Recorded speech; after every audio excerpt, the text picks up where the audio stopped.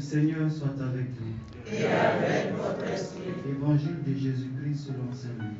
Gloire à toi, Seigneur.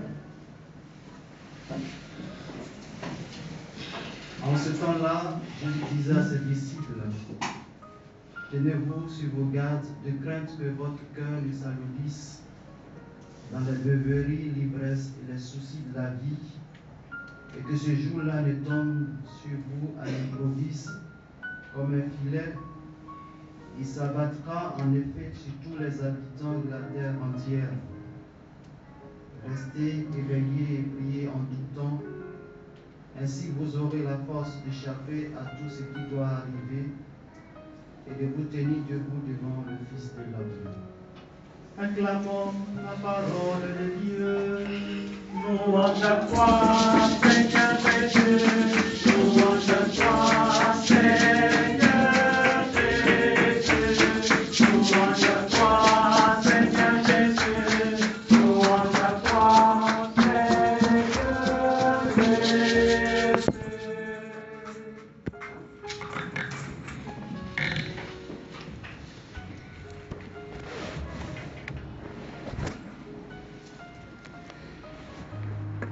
Tenez-vous sur vos gardes, de crainte que votre cœur ne s'alourdisse dans les beuveries, l'ivresse et les soucis de la vie. Voilà. Le Seigneur nous dit ici, un peu en parabole, comment va se manifester le jour du Seigneur, c'est-à-dire le retour du Christ en gloire. Ce sera une surprise, puisqu'il dit et que ce jour-là ne tombe sur vous à l'improviste comme un filet. Ce sera certainement de manière surprenante que Dieu va revenir, va se manifester pour la dernière fois pour venir récapituler toutes choses. Voilà. Il a fait exprès de ne pas donner les dates. Vous vous souvenez? Voilà. Les apôtres lui ont dit, voilà, Seigneur, est-ce que tu peux nous filer un peu la confidence par rapport au jour et la date pour qu'on s'organise? Le Seigneur a coupé le débat, enfin il a coupé court parce qu'il a dit quant aux dates et au moment, nul ne le connaît si ce n'est mon Père qui est dans le ciel, même pas le Fils de l'homme ne le connaît. Si lui ne connaît pas, alors là c'est quand même... Bon, enfin je crois que c'était pour dire, ne me dérangez même plus sur cette question, parce que moi je ne le connais pas. Voilà, mais bon, on sait que lui, il est Dieu, donc forcément il sait. Hein? Mais en même temps c'était pour dire, il n'y a pas de date, ce sera surprenante. Et quand il a aussi dit que c'est pour bientôt. Voilà. Donc, du coup, c'est un peu dans cette perspective que vivait la première église, hein, les apôtres et tout ça. Ils vivaient dans le sens qu'il va venir demain. Il peut arriver, en fait, il peut arriver à tout moment. C'est pourquoi, voilà, c'était... Mais aujourd'hui, ça fait plus de 2000 ans que ça s'est passé. Et donc, nous sommes un peu comme... Nous avons oublié un peu que le Christ va venir. Vous voyez? Et la parole de Dieu pour nous dire, non, tenez-vous sur vos gardes. Tenez-vous sur vos gardes. Et de crainte, et pour éviter d'être surpris, il faut que vous vous détachiez de toute beuverie, ivresse et souci de la vie.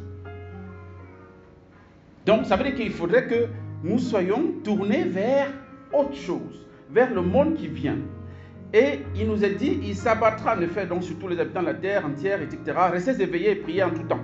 Ainsi, vous aurez la force d'échapper à tout ce qui doit arriver et vous tenir debout.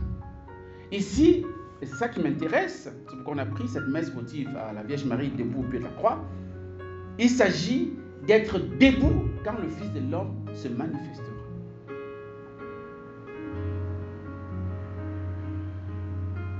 Et la meilleure façon, entre autres, il y en a plusieurs choses. Ici, on nous propose de ne pas être dans l'excès du mangement et du boivement dans ce monde, n'est-ce pas, qu'on se permet dans ce monde. Il faut que nous soyons mesurés. Quand nous mangeons, souvenons-nous du ciel. Quand nous buvons, souvenons-nous du ciel. Donc quand tu as pris ton verre et tu sais qu'après ce verre-ci c'est mon dernier, restez-y. À cause du royaume. Il faut que le Fils de l'homme se trouve debout, éveillé. Donc il faut constamment être présent au Seigneur. Être présent, que le Seigneur peut venir nous chercher maintenant. Parce qu'il y a deux choses. Soit il peut venir nous chercher, et c'est notre fin du monde, soit il peut arriver. C'est les deux. Voilà. Donc il faut toujours être prêt. Et la chose la plus fondamentale qu'il faut garder pour rester debout, c'est la prière. Restez éveillés et priez en tout temps. C'est un peu l'évangile de demain aussi. On va aborder en fait, c'est le même thème. Priez en tout temps. Je discutais avec une de mes filles qui me disait que elle pense à Dieu tout le temps, au cours de la journée. C'est-à-dire que voilà, toutes les situations, même là où elle travaille, tous les événements qui sont autour d'elle la poussent à prier, à intercéder. Quand par exemple, parce qu'elle travaille un peu dans la santé, quand elle voit une femme qui a la difficulté à accoucher, tout de suite elle commence à dire au Salman. Quand elle rencontre cette... Voilà. Donc toutes les occasions lui donnent la possibilité de prier. Elle me dit, je pense à Dieu tout le temps. J'ai dit, mais elle s'appelle Thérèse. J'ai dit, mais tu portes bien ton nom parce que Sainte l'Évangile dit qu'elle ne se souvient pas avoir fait 3 minutes sans penser à Dieu. J'ai dit, tu portes bien ton nom.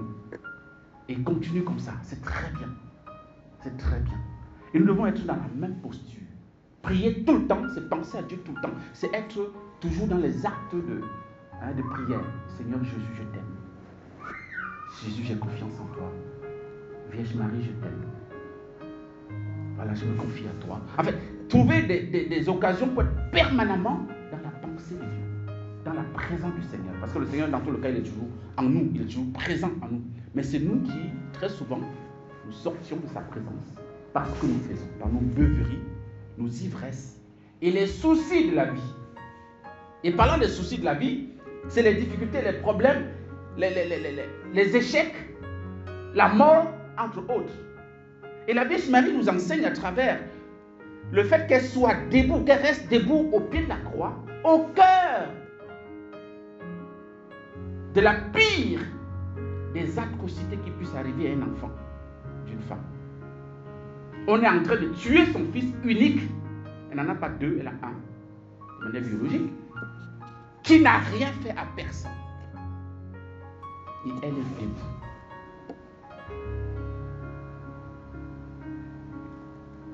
C'est la posture de l'espérance. C'est la posture qui signifie la persévérance.